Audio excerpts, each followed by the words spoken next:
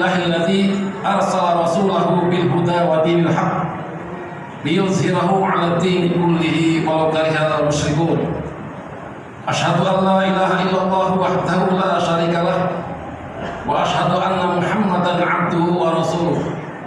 Allahumma shalli wa sallim 'ala sayyidina Muhammad wa 'ala alihi wa sahbihi ajma'in. Amma ba'du. Fa ya ma'asyiral muslimin, usikum wa iyaya bittaqwallah la'allakum tuflihun. Kaum muslimin yang berbahagia, pertama kita dahulukan puji dan syukur kehadirat Allah Subhanahu wa taala bahwa kita masih diberikan kesehatan, diberikan kenikmatan, diberikan keimanan. Mudah-mudahan iman ini selalu menempel di hati kita masing-masing sampai akhir hayat. Karena memang itu adalah perintah Allah Subhanahu wa taala. Wala tamutunna illa wa antum muslimun. Jangan sekali-kali kalian mati kecuali dalam keadaan muslim, keadaan beriman. Kemudian yang kedua, tentu kita tidak lupa mendoakan. Mudah-mudahan salawat dan salam senantiasa dilimpahkan kepada junjungan kita, panutan kita, yaitu Nabi Muhammad sallallahu alaihi wasallam, dan juga kepada keluarganya, para sahabatnya, para tabi'in, tabi'in, dan seluruh umatnya yang telah menjalankan sunnahnya. Amin ya rabbal alamin. Pada kesempatan hari Jumat ini tanggal 26 November 2021, saya ingin membahas tentang hal yang berkaitan dengan metode dakwah Islamiyah. Kaum muslimin rahimakumullah, dalam sebuah kitab dikatakan inna da'watal islamiyata alamiyatun, bahwa sesungguhnya dakwah Islamiyah itu universal, menyeluruh dari berbagai macamnya. Bi annaha syamilat al-ajnas kullaha, karena dakwah Islamiyah itu adalah mencakup dari berbagai jenisnya.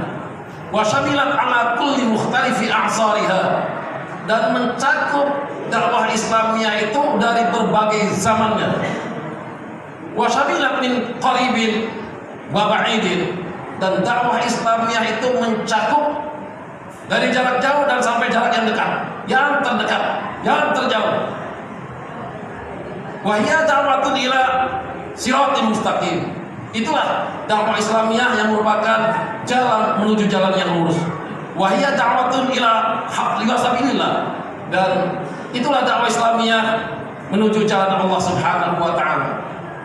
Kaum muslimin rahimakumullah, dalam pengertiannya dakwah Islamiyah itu hanya 3 kata, hanya 3 kalimat dalam bahasa Arab, yaitu al-hifdzu 'alal khair, mengajak kepada kebaikan. Cukup cuma segitu dakwah Islamiyah. Tapi ini pun manakala orang yang melaksanakannya akan menyeluruh dari seluruh apa yang berkaitan dengan kegiatan selama hidup ini. Al-hifdzu 'alal khair, ngajak kebaikan, baik itu ditempuh dengan cara lisan ataupun ditempuh dengan cara peragaan yang sifatnya fisikly. Contohnya, orang berdakwah melalui peragaan yang sifatnya fisikly.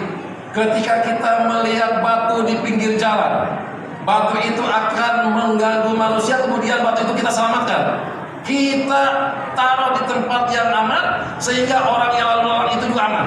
Ini adalah dakwah Islamiyah yang dilakukan oleh fisik. Kemudian ketika kita melihat ada orang nenek-nenek yang akan menyeberang jalan susah karena banyak kendaraan, kemudian kita bantu nenek itu bisa menyeberang jalan, ini adalah dakwah Islamiyah bil hal.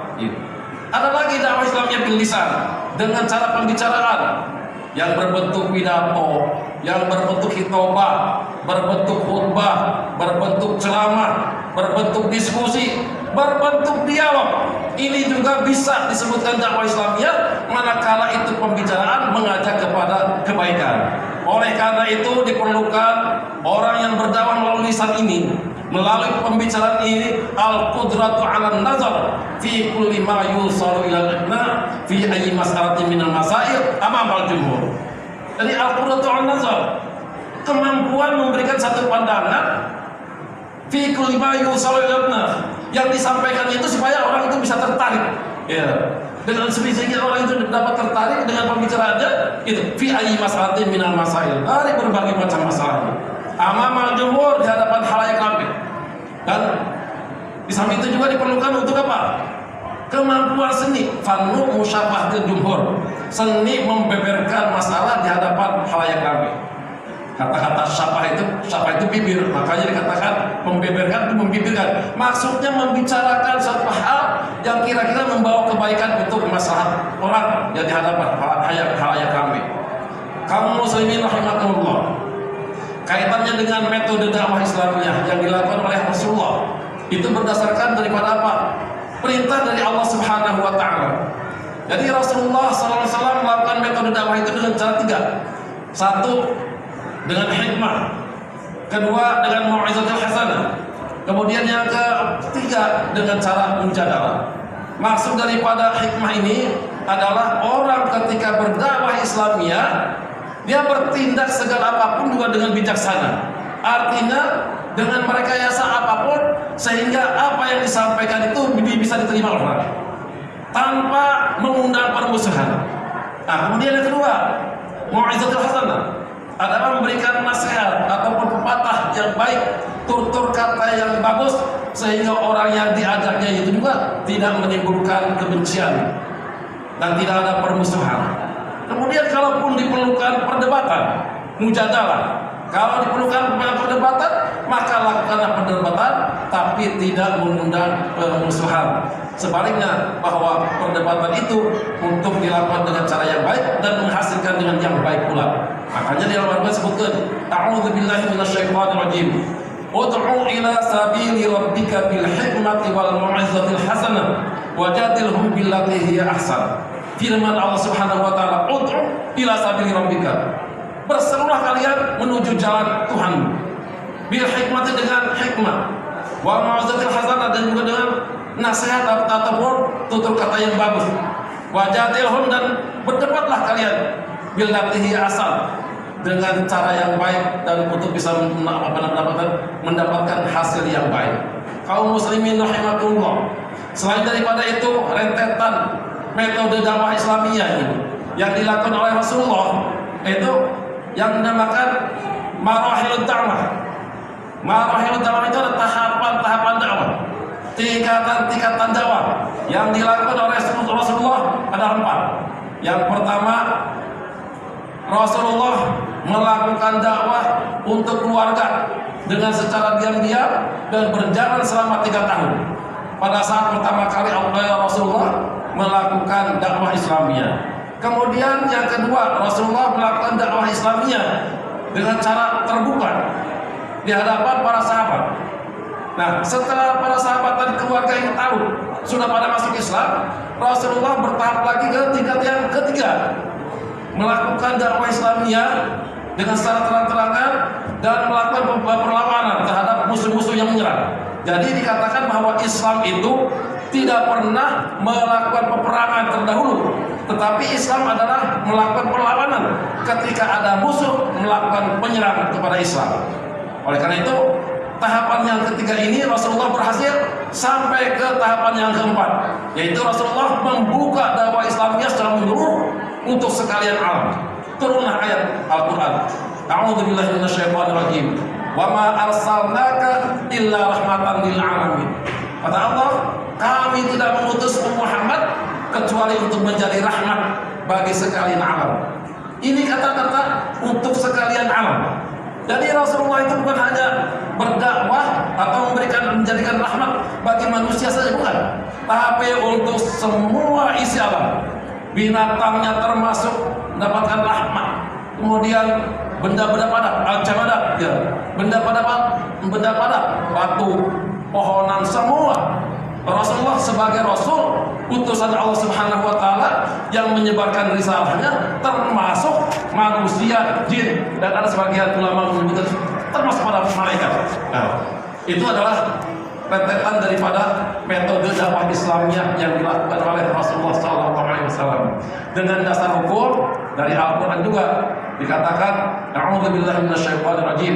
Wa takum minkum ummatun yad'una ilal khair wa ya'muruna bil ma'ruf wa yanhauna 'anil munkar wa ulaika humul muflihun.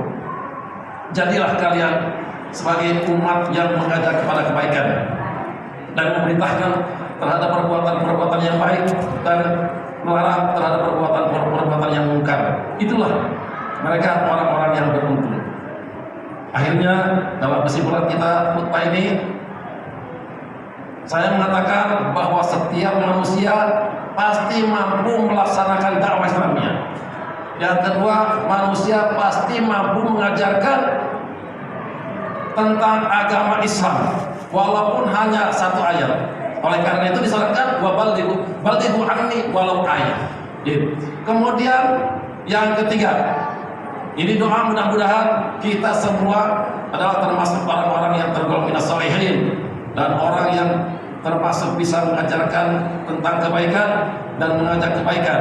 Karena dikatakan bahwa manusia paling indah, manusia paling baik, manusia paling utama adalah manusia yang bermanfaat di antara sama. Khairun nas anfa'uhum linnas.